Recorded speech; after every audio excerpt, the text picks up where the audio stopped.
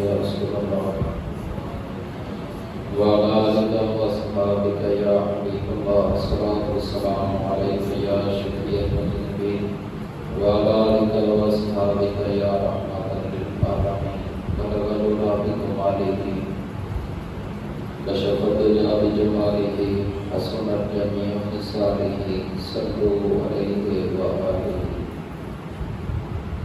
الہی جلال مجھے شاہ کر دے ضمیر محمد سے عطا کر دے بعد از مجھے اللہ تعالیٰ نے قرآن مجید قرآن رشید میں کوئی چیز بھی بالمعنی اور بالمقصد بیان نہیں فرمائی اور کوئی چیز ایسی نہیں جس کا ذکر اللہ تعالیٰ نے قرآن مجید میں بیان نہ فرمایا۔ قرآن ایک صدی کے لیے نہیں، کچھ عرصہ کے لوگوں کے لیے نہیں، بلکہ قرآن قیامت تک کے لوگوں کے لیے نصیحت بن کے نازل ہوا۔ قرآن مجید قرآن رشید ہر دور کے لوگوں کے لیے ایک نصیحت ہے، ان کے لیے ایک سبق ہے۔ تو پھر یہ بات بھی ہے کہ کوئی ایسی چیز نہیں جس کا ذکر اللہ کے قرآن میں موجود نہ ہو۔ ہر چیز کا ذکر اللہ تعالیٰ نے قرآن مجید قرآن رشید میں بیان فرمایا۔ جب یہ نظریہ پیش کیا گیا کہ زمین،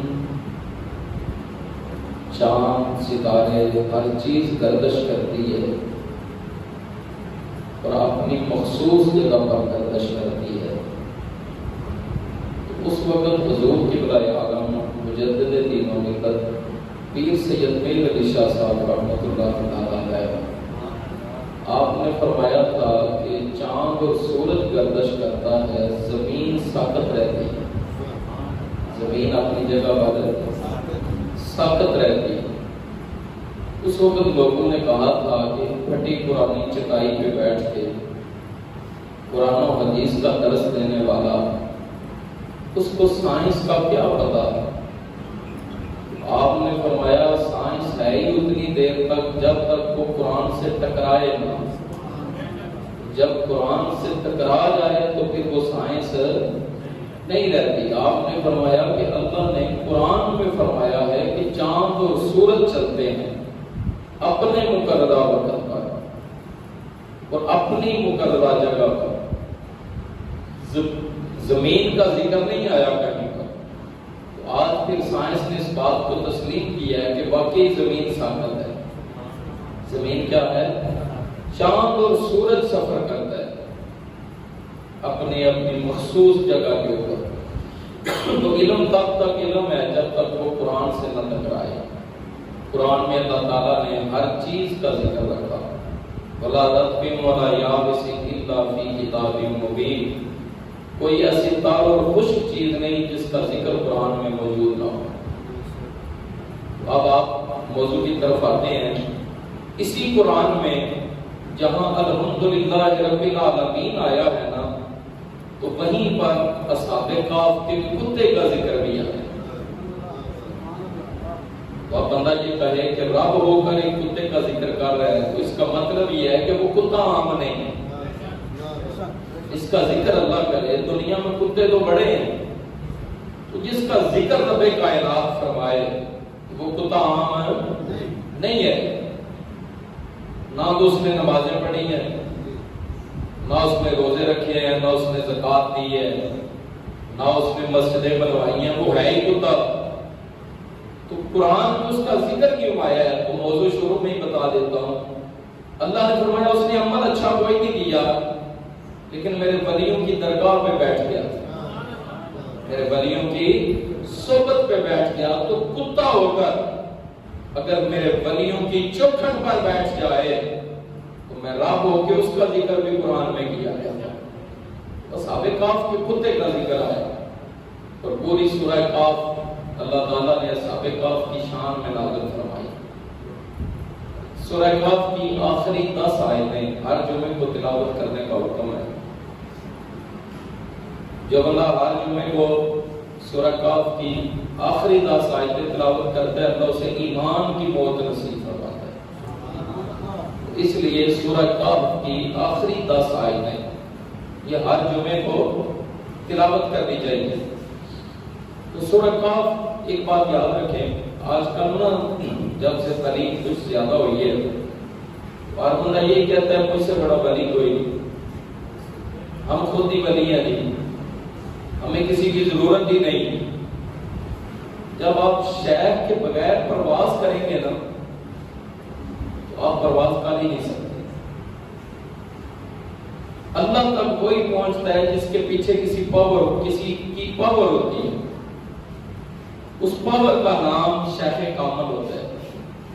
جب کامل مرشد حضرت سیدنا جنید بغدادی رضی اللہ تعالیٰ عنہ بہت بڑے ولی ہیں، سید الطائفہ کا لقب ہے، جن کے بارے میں اولیاء یہ فرماتے ہیں کہ جنید بغدادی کا ولیوں میں وہی مقام ہے جو فرشتوں میں جبریل کا ہے.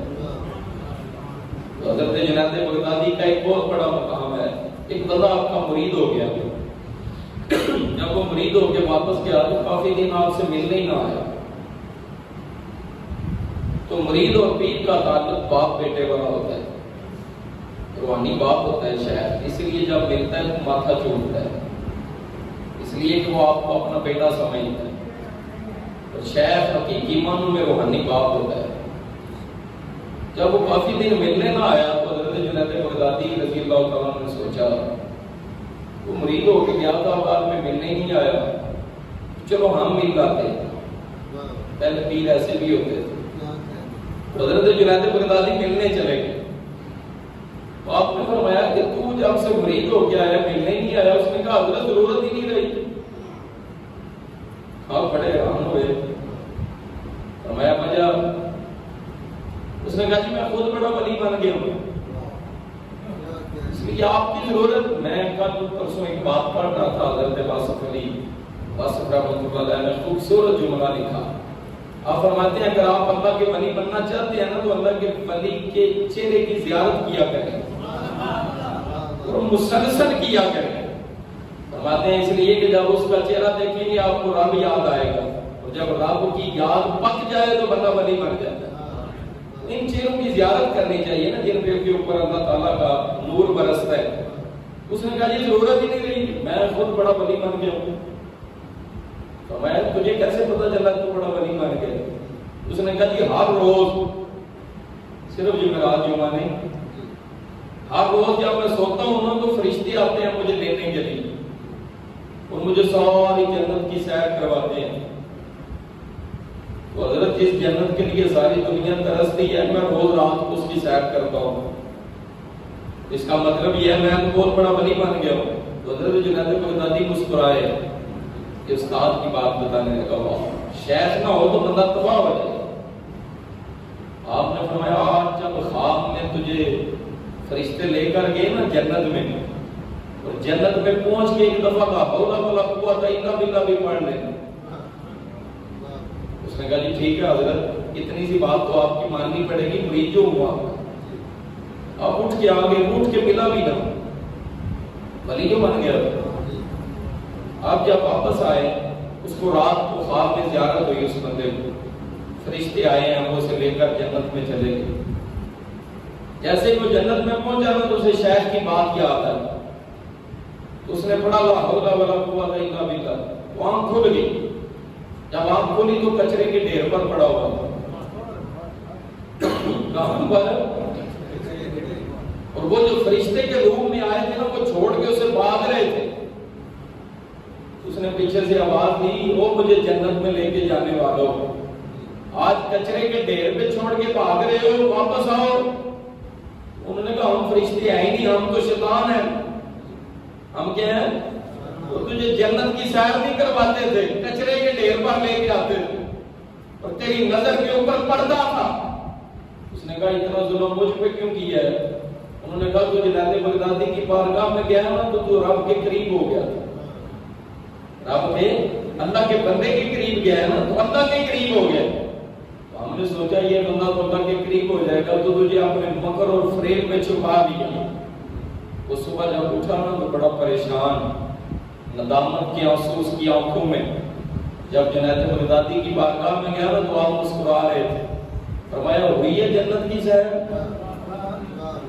تجھے جنت کی سیر ہوئی ہے؟ فرشتوں کی زیارت ہوئی ہے؟ قدموں میں گر گیا۔ کہا حضرت آج اگر آپ نہ ہوتے تو میں تباہ ہو جاتا تھا۔ فرمایا چل اب بھی نہیں ہونے دیں گے، اس لیے کہ تم نے ہاتھ جو میرے ہاتھ میں دے دیے، ہاتھ میرے ہاتھ میں دے دیا، تو یہ میرا فرض بنتا تھا، میں تیرا استاد ہوں روحانی طور پر، اس لیے کہ تجھے میں نے تباہ نہیں ہونے دینا۔ حضرت شیخ محمد شرف پوری رحمۃ اللہ تعالی علیہ سلسلہ نقشبند کے بہت بڑے بزرگوں میں، حضرت شیخ محمد شرف پوری رحمۃ اللہ علیہ بڑے بہت بڑے ولی ہوئے۔ آپ کے دور میں نا آپ کا ایک مرید تھا اور بڑا پیارا مرید تھا۔ اس وقت یہ سارا ہندوستان ایک ہی تھا۔ جو پیارے لوگ ہوتے ہیں نا ان پہ شیطان حملہ زیادہ کرتا ہے، اس لیے کہ یہ نیک بندہ ہے، اس پہ زیادہ حملہ کیا جائے تاکہ یہ راہ راست سے ہٹ جائے۔ اس پہ شیطان نے حملہ کیا تو اس کا دل آ گیا ایک سکھ کی بیوی پر۔ اب وہ روز اس سے ملنے جاتا تھا، وہ جو سکھ کی بیوی تھی، اشاروں اور کے